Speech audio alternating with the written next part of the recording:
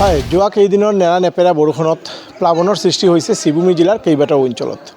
এয়া যদিও কৃত্ৰিম প্লাৱন, কাৰণ হৈছে যিমান বৰষুণ হৈছিলে সিমানখিনি পানী ড্ৰেইনত প্ৰবাহিত হোৱা নাই, সেইকাৰণেই কিন্তু প্লাৱনৰ সৃষ্টি হৈছে বুলি বহুতৰ অভিযোগ।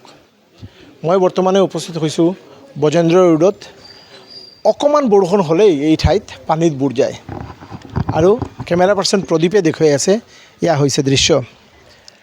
SDRF বাহিনীয়ে ইয়াতে উদ্ধাৰ কাম চলাব লগা হৈছে, কিয়নো বহুতৰ ঘৰত পানী সোমাইছে আৰু বয়োজ্যেষ্ঠ লোক আছে বা মহিলাসকলেও আজিকালি বজাৰ বা আন সামগ্ৰী ক্ৰয় কৰিবৰ কাৰণে ওলায় আৰু পানীত সমস্যাৰ সৃষ্টি হ'ব পাৰে। এইকাৰণে SDRFে নাও যোগে যিসকল লোকে সাহায্য বিচাৰিছে তেখেতসকলক সাহায্য কৰি আছে আৰু এঠাইৰ পৰা আন ঠাইত লৈ গৈ আছে।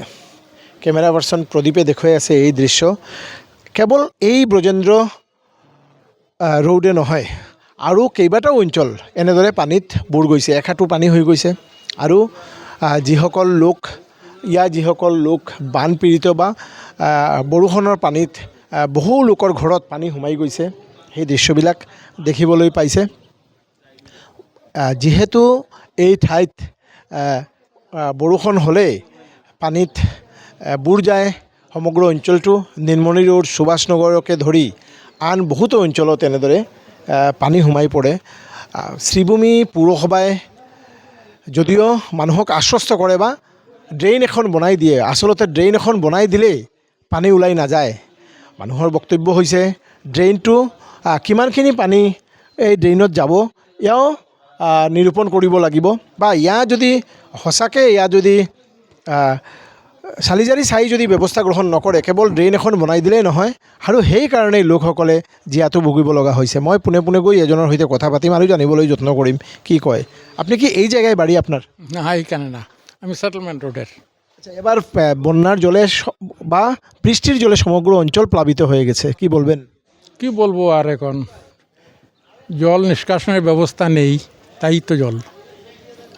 কারণ এটা তো আর কর্মস্থান আজকের না, অনেক দিন আগের। তখন তো বোধহয় এরকম হতো না, আমি দেখিনি। কিন্তু এখন যে অবস্থা, এরকম শহরে জল নিষ্কাশনের যদি ব্যবস্থা থাকতো তাহলে জল জমতো না হয়তো। হয়, এনেদৰে কিন্তু কেৱল এজন নহয়, বহুতৰে বক্তব্য হৈছে পানী যিটো আউটলেট, অৰ্থাৎ পানী যোৱাৰ ব্যৱস্থা কৰিব লাগিব। পানী যোৱাৰ ব্যৱস্থা নহ'লে এনেদৰে কিন্তু বৰষুণ হ'লেই মানুহক সমস্যাত পৰিব লাগিব। এয়া হৈছে এই অঞ্চলৰ ৱাৰ্ড কমিশ্যনাৰ, তেওঁৰ পৰা মই জানিবলৈ যত্ন কৰিম। এই অঞ্চলত সদায় পানী হয়, এইবেলিও পানী হৈছে, কিয় কাৰণে এনেকৈ হয় বা পৌৰসভাই কিয় কাৰণে কাম কৰিব পৰা নাই? চাওক, মানে বিষয়টো হ'ল যে মাষ্টাৰ ড্ৰেইন যিটো হৈছে কংগ্ৰেছ আমলত, মানে এই বড় খাল আছিল তেতিয়া, এতিয়া মাষ্টাৰ ড্ৰেইন বনাই কিনে এইটো সৰু হৈ গৈছে। মেইন প্ৰব্লেমটো সেইটো হৈছে। এতিয়া পানীবিলাক আউটলেটৰ পৰা ওলাই মানে ডিষ্টাৰ্ব হৈ আছে। এই ইমান ডাঙৰ খাল আছিল, খালটোকে ড্ৰেইন বানানো হৈছে, এইটো হ'ল ফাৰ্ষ্ট প্ৰব্লেম। আৰু আগতে ইমান ঘৰ বাৰী নাছিল, পুখুৰী আছিল, আছিল। এতিয়া পুখুৰীবিলাক চব বন্ধ কৰি ঘৰ হৈছে, মানুহ প্ৰচুৰ বাঢ়িছে। কিছু প্ৰব্লেমটো আছে, মিউনিচিপালিটি আমাৰ কিছু প্ৰব্লেম আছে, কিবা আউটলেট আছে, এইবিলাক দখল কৰি ৰাখিছে। চেয়াৰমেনৰ লগত কথা পাতি এইটো মাছখনৰ ভিতৰত এইটো প্ৰব্লেমটো ছল্ভ হ'ব। কিছু এই কৰি ৰাখিছে মানুহে, এইবিলাক ভঙা হ'ব।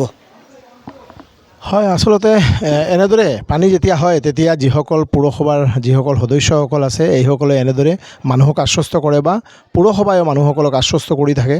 কিন্তু প্ৰকৃতপক্ষে এই দৃশ্যটো হৈছে বৰ্তমান সময়ত শ্ৰীভূমি জিলাৰ বাৰিষাৰ পানী আৰু যি পানী ওলাব পৰা নাই, অৰ্থাৎ ড্ৰেইনেজ ছিষ্টেম নথকাৰ বাবে এই পানীত মানুহসকলে জীয়াতু ভুগিব লগা হৈছে।